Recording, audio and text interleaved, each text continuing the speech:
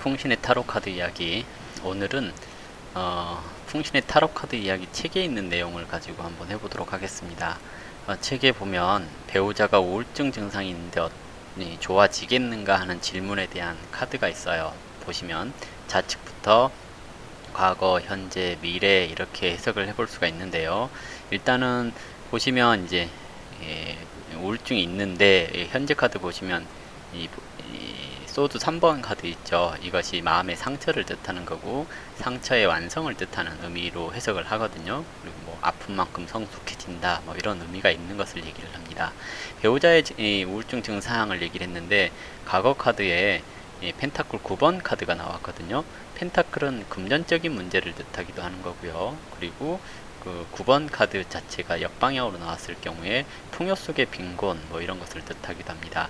그래서 이 과거 카드에 이렇게 나왔으니까 질문으로 이제 물어보는 거죠. 배우자가 그 안정된 생활 속에서 우울감이 생겼는가 이런 것을 물어볼 수 있는 건데요. 일단 실질적으로 회사를 관두고 전업주부로 살고 있고 남편의 사랑을 받고 있는 사람입니다.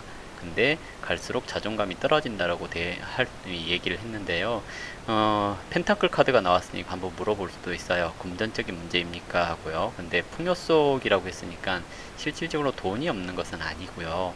단지 예전 회사 동료에게 돈을 빌려줬는데 못 받게 되었고 그것 때문에 남편한테 미안해서 뭐 그런 것들 때문에 우울증이 생겼습니다 라고 얘기를 하는 거거든요. 그래서 일단 금전적인 문제로 인하여, 근데 풍요 속의 빈곤을 의미했기 때문에 본인에게 실제로 돈이 없는 것이 아니라 돈 문제로 인하여 우울해졌다라는 거거든요. 즉 남한테 빌려주고 못 받아서 우울해졌습니다 하는 것을 얘기를 하고요.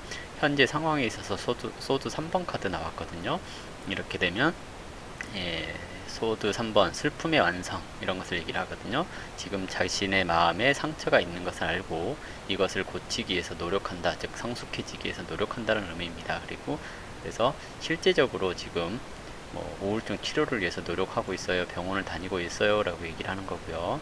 그리고 미래 카드에 있어서 이제 지팡이 2번 카드가 나왔거든요. 지팡이 2번은 미래를 계획하다, 앞날을 긍정적으로 생각하게 되다, 또는 더 넓은 세계로 가기 위해서 노력하게 된다라고 하는 의미를 가지고 있습니다. 따라서 우울증 증상이 있는데 좋아지겠는가 라고 하는 이 질문에 대해서는 충분히 좋아질 수 있습니다. 앞으로 더 안정감 있게 사실 수 있겠습니다 라고 얘기를 하는 거거든요. 그래서 이렇게 질문을 마치고 나면 대체적으로 이제 그 실전에서는 연관된 질문 같은 게 많이 들어오거든요. 그래서 이제 다음으로 들어온 질문이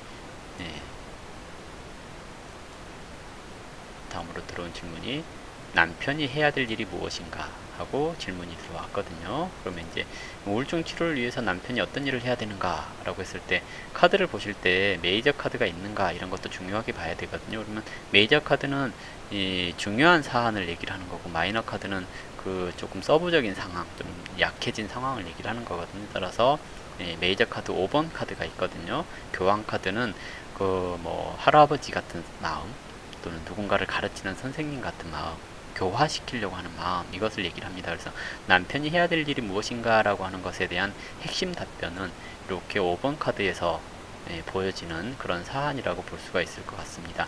그래서 남편이 지금 어떻게 해야 되는가, 선생님처럼 조목조목 편안하게 배우자를 마음을 안심시켜 줘야 됩니다 라고 얘기를 해볼 수가 있습니다.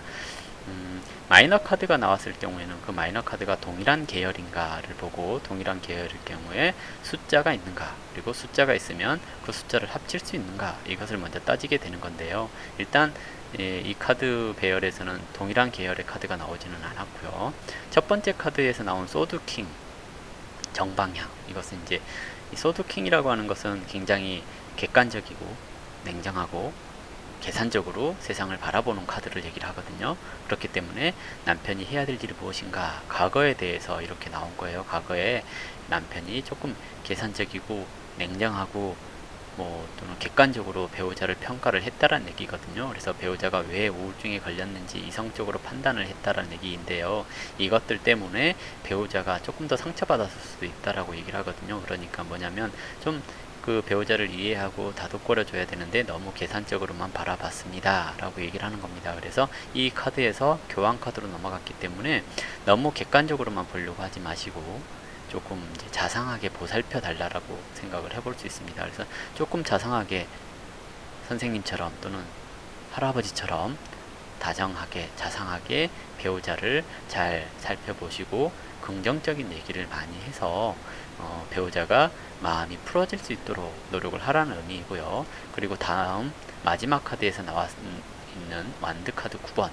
완드카드 9번은 보통은 일이 너무 많아요, 포기하고 싶어요, 이런 것을 얘기를 하거든요. 근데 역방향으로 나왔기 때문에 그 포기하고 싶은 심정, 이것을 얘기를 합니다. 근데 메이저 카드가 중심이라고 얘기를 했잖아요. 그래서 포기하고 싶은 생각, 너무 힘들고 지치는 생각들이 있을지라도 항상 마음을 관대하게 하고 배우자분을 좀 다독거려 줄 수 있도록 노력을 한다면 치유가 될 겁니다 라고 얘기를 해줄 수 있어요. 그래서 일단 이 질문에 있어서 답변으로 이제 이렇게 해드렸는데요. 결론은